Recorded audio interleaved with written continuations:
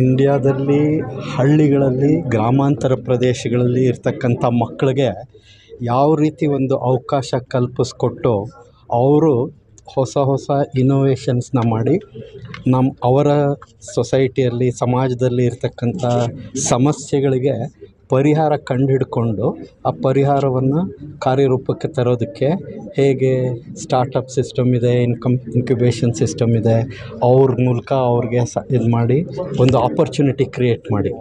ಈಗ ದೊಡ್ಡ ದೊಡ್ಡ ಪಟ್ಟಣಗಳಲ್ಲಿ ಸಾಕಷ್ಟು ಅವಕಾಶಗಳಿರುತ್ತೆ, ಆದರೆ ಸಣ್ಣ ಸಣ್ಣ ಗ್ರಾಮಾಂತರ ಪ್ರದೇಶಗಳಲ್ಲಿ ಹಳ್ಳಿಗಳಲ್ಲಿ ಮಕ್ಕಳಿಗೆ ಸಾಕಷ್ಟು ಅವಕಾಶ ಇರೋಲ್ಲ.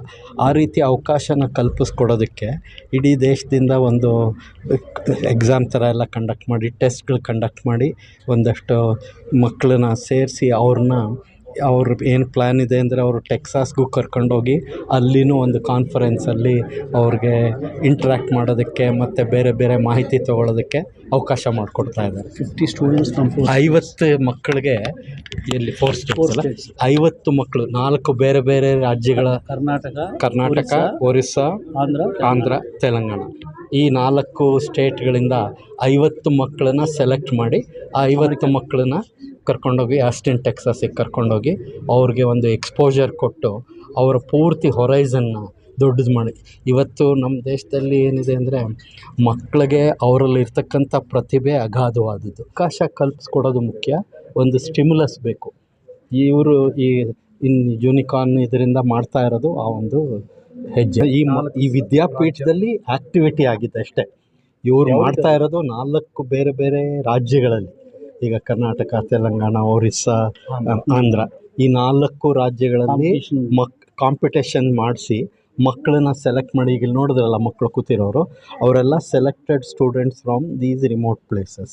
ಅವ್ರನ್ನ ಆಸ್ಟಿನ್ ಟೆಕ್ಸಾಸಿಗೆ ಕರ್ಕೊಂಡೋಗಿ ಅಲ್ಲಿನೂ ಒಂದು ಎಕ್ಸ್ಪೋಜರ್ ಕೊಟ್ಟು ಅವ್ರಿಗೆ ಪ್ರಪಂಚ ನೋಡಿದಾಗ ಅವರಲ್ಲಿರ್ತಕ್ಕಂಥ ಪ್ರತಿಭೆ ಎಷ್ಟು ಬೆಳಿಬೋದು ಅನ್ನೋದನ್ನು ಇವತ್ತು ಮುಖ್ಯವಾಗಿ ಅವ್ರನ್ನ ಅಲ್ಲಿರ್ತಕ್ಕಂಥ ನಾನ್ ರೆಸಿಡೆಂಟ್ ಇಂಡಿಯನ್ಸ್ ಮೂಲಕ ಅಡಾಪ್ಟ್ ಮಾಡಿಸಿ ಅವ್ರಿಗೆ ಇನ್ನೂ ಹೆಚ್ಚಿನ ಅವಕಾಶ ಕಲ್ಪಿಸ್ಕೊಡೋದಕ್ಕೆ ಕೂಡ ಪ್ರಯತ್ನಗಳು ನಡೀತಾ ಇದೆ. I am the founder of International Startup Foundation. My name is J.A. Chowdhury. This is a unique program, first time in the world, taking the rural innovators all the way to global conference to talk about how they can solve their own local problems in a very innovative way. And we termed as a junior unicorn. That means they should have a bigger aspiration. They should feel that yes, one day they'll become like other unicorns. That's why we termed as the junior unicorn. And there is a potential, because in India has got tremendous opportunities in rural India, and all these rural kids today they are left out. They can't come to Bangalore, Hyderabad, because it's very costly. So we have to go to their villages, identify those people, and give them funding, give them the mentorship, and see that they are going to become entrepreneurs. In fact, one entrepreneur from Austin, Texas, he already agreed to convert all of them into micro entrepreneurs. The moment they come back from all these 50 kids from all these 4 states, the moment they come back, they will all become micro entrepreneurs. While they're studying, they will also make some money through that micro enterprise.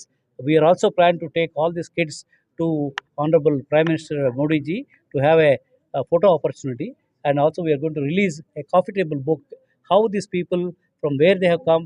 Many of these kids are actually single parent and no parents. They're all orphans, poorest of the poor people. And we are giving a great platform for them to ideate what they want to do, how they want to solve their problems in their own area. So that is a kind of a talent available in India. And these talents we want to nurture and make sure that not only the urban cities, but rural youth are going to do much better. Future unicorns, my guess is, it will not come from urban areas. They will all come from rural background. This is the new beginning of New India.